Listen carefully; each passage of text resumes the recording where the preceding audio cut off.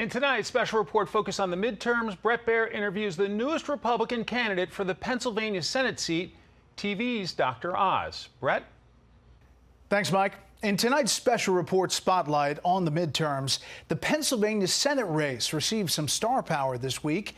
Dr. Mehmet Oz of the Dr. Oz TV show is now running as a Republican candidate for Senate. The current senator, Republican Pat Toomey, will not run for re-election. One GOP candidate, Sean Parnell, who was endorsed by former President Trump, has already dropped out after a bitter custody battle with his ex-wife. But there are still almost a dozen other candidates in the Republican side who have announced, and there are already a dozen Democrats in the running. Tonight, we have Dr. Mehmet Oz with us to explain why he's entering the race. Dr. Oz, thanks for being here. Glad to be with you, Bret. So a lot of people look at this and say, why? I mean, you've got a successful TV show. You've had a tremendous run on television and around the world. Why do this now? Bret, my parents were immigrants to this country and were afforded unbelievable opportunities. I owe a debt. I've always felt it. And America's in crisis now. So I think it's an ideal time for me to repay that debt by serving this country and running as a senator from the state of Pennsylvania.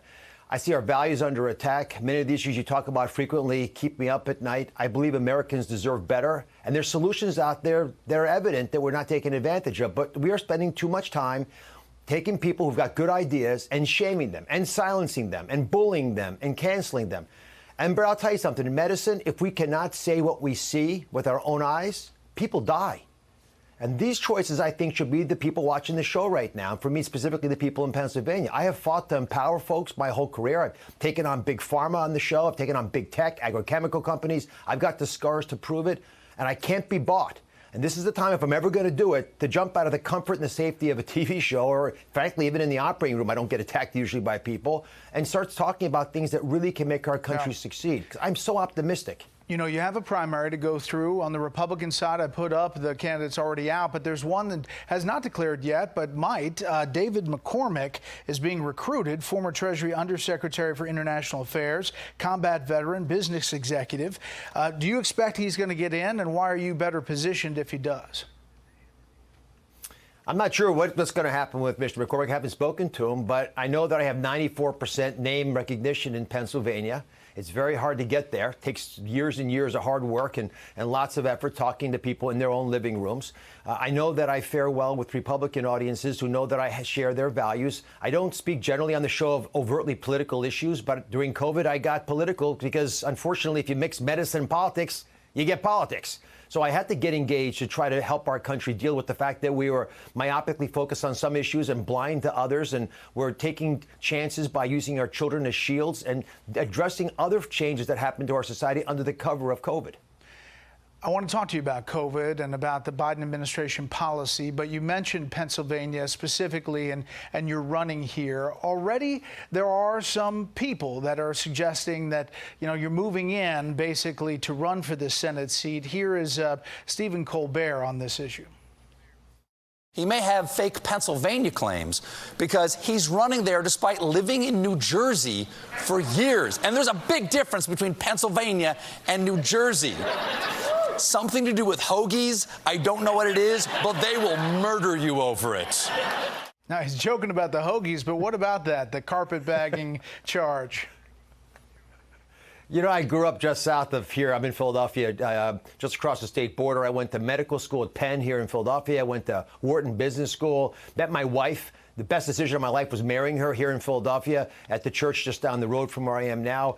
I had my first 2 kids here. I mean, I spent a lot of time in Pennsylvania. I did move to New Jersey because television is done in New York City, and it was convenient. But we came back here all the time, and we moved back last year, both to spend time with their parents, but also because this is home. And we feel very comfortable here. You know, you mentioned COVID and the policies considering this travel restriction based on this new Omicron variant. We've had our first case discovered, and there probably have been cases here in the U.S., but the first official one in California. What do you think about this Biden policy? You know, we have started off with very simple approaches, like we don't know what we're dealing with. Let's bend the curve for 2 weeks. Do you remember that comment, Bret? that metastasized into this overreaching authoritarianism. So now we almost at a reflexive response start doing things we would never think of allowing even 2 years ago.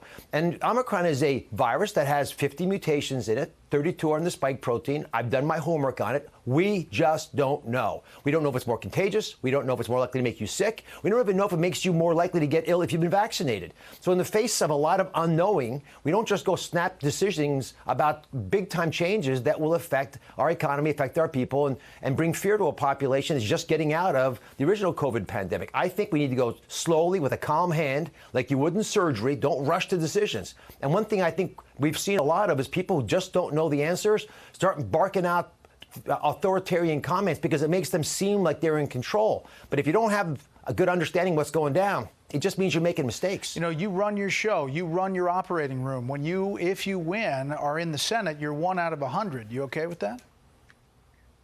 I'm okay. In the operating room, you're not by yourself. On the show, as you know, where you are right now, there's a dozen people staring at you. I build teams. I make sure we respect each other, we work together, and that's why we win, because we work it together. All right, 2004, Oprah Winfrey brings you on the show. You become a success and a friend of hers, obviously, throughout. She is known to be a Democrat. Is she going to endorse this run? I actually spoke to Oprah recently. She told me to follow my heart. She's been a wonderful mentor to me, the fairest woman I've ever worked with, and a great and a sage advisor of mine. I actually don't want her to get involved in any way. At first, I don't want to hurt her. And the biggest advice I'm getting from my friends is, thank you for doing this because you're going to get hurt. And I think that's true. So I don't want people having to take bullets when I should be taking them myself. But I'll be calling her and asking advice and interested in her comments. But I think both with Oprah and many other people in my life that have been mentors of mine, I want them safe. Dr. Oz, we'll be following this race. Thanks for coming on. God bless you, Brett. Take care. Hey, Sean Hannity here. Hey, click here to subscribe to Fox News YouTube page and catch our hottest interviews and most compelling analysis. You will not get it anywhere else.